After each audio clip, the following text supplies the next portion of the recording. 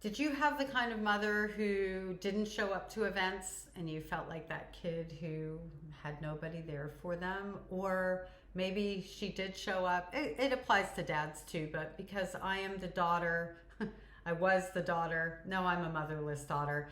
My mother is a sociopath and a narcissist, and I've been no contact with her for well over 30 years. So I ask about mothers, but this goes with parents, guardians, whomever it might be. So if they showed up, it was a bad situation. If they didn't show up, it was a bad situation. Are you one of those kids, or adult survivors, whatever we want to call ourselves today? If you are, this video is for you. I'm responding to this comment. Let's get into it, shall we? So then she couldn't win whether she came or not.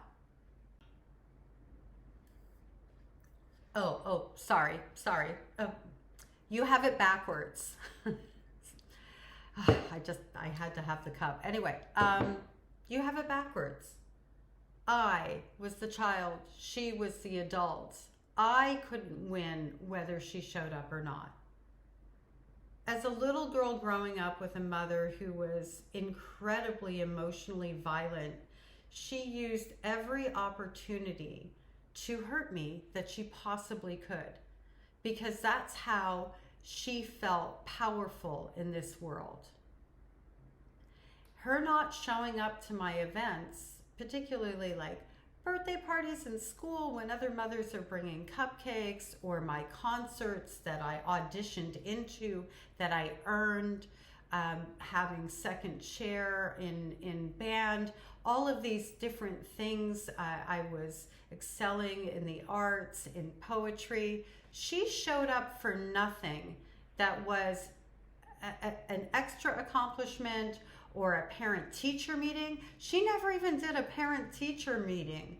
Do you know the message that sends a child to have a parent who never shows up? It sent me the message that I wasn't like all the other kids who deserve to have a parent show up and love them. That's the message I got, that I wasn't like everybody else, that I was indeed damaged goods. That was one of her favorite things to call me. And therefore, I wasn't worthy of her taking the time to show up and celebrate me, her little girl. So based on that, a big part of me longed for her to show up. I just wanted her to love me the way that I saw other mommies loving their children. And then a part of me recognized that if she did show up, I was going to be in harm's way, because she always found a way to harm me. And in fact, there was one time, two times she showed up. There was the time where I graduated from grade 6 going on to junior high school. And she was tight and stressed and just icky to me all day. Just like, like you could feel her anger. And so I spent the whole time wondering what she was angry about, instead of spending the time being so happy that my mom showed up. I spent it in worry instead of in enjoying the fact that I was graduating grade 6. She didn't connect with any of the other students or parents. She kept us separate. My grandmother was there, her son, the golden child, technically my brother, but he's my mother's son. He was there. I don't remember if anybody else was there or not, because it was so focused on her. And I only remember them being there specifically because I can recall a photograph. So it was torture on my special day. And then there was the time that she actually showed up at summer camp. I went to sleepaway camp for 2 months of every summer, which was awesome because she wasn't there and because I could have fun and not be hurt, and I was in a safe place and nobody was abusing me. It was actually such a great reprieve. Visiting day would come around and parents would come and visit their children, usually moms and dads, maybe even some siblings, cousins, whatever. And a lot of the visiting days, nobody showed up for me. And my aunt would show up for my cousins when I went to summer camp with my cousins, and they'd take me on, but it wasn't the same. They didn't bring me the same goodies as they brought their own kids, and there was a definite separation there. And so there I was, literally, I'm pretty sure the only kid in summer camp who didn't have at least one parent show up for them. So one year, for whatever reason, she decided that she was going to show up. And she showed up with my stepdad, who was awesome. And do you know what she did that day? Do you want to know what she did that day?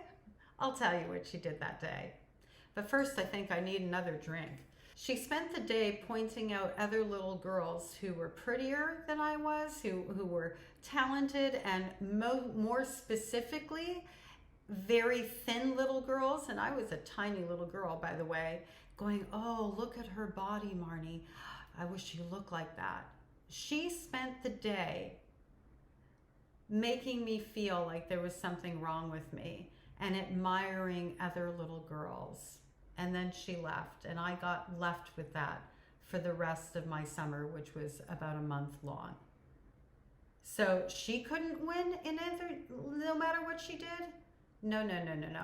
I couldn't win because she specialized in cruelty.